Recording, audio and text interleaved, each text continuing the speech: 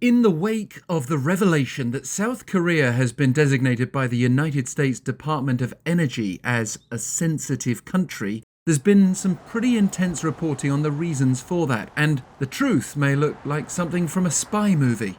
The designation itself, reported late last week, saw the South placed on the lowest tier of the DOE's sensitive and other designated countries list in January, before Donald Trump took office.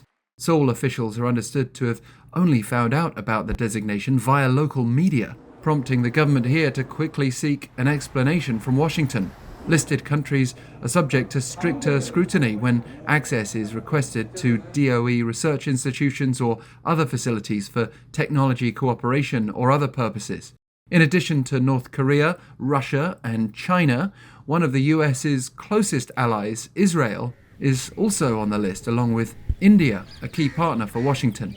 General media had made a connection with December's short-lived martial law declaration in South Korea, as well as mounting talk of Seoul considering developing its own nuclear weapons. But South Korea's foreign ministry has this week clarified that South Korea's placement on the list was because of a minor breach of security regulations during South Korean researchers' visits to DOE labs or participation in joint research projects.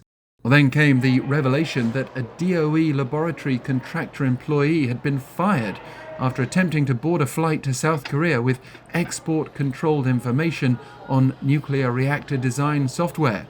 A search of the employee's government email and chat history reportedly showed their knowledge of export control restrictions and communications with a foreign government.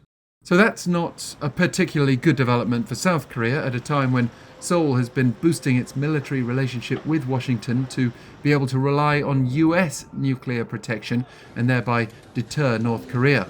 That was under former President Joe Biden, though, and the Trump administration is actually seen to be more open to South Korea boosting its own defense capabilities while reducing American costs in the region. Still, opposition lawmakers in the South are calling this a diplomatic disaster, blaming those who'd advocated for South Korean nuclear arms, although the ruling party has countered that the opposition is taking things out of context for political gains. And it's not clear whether the Trump administration will be open to removing the South from the DOE's list before it formally takes effect next month. South Korea's industry minister An Dok-gun is visiting Washington this week for talks on reversing the designation, with Seoul's foreign ministry also pointing out that South Korea had been added and removed from the list in the past through dialogue. But these are uncertain times, and it's not clear what the coming months hold for US-South Korea diplomacy.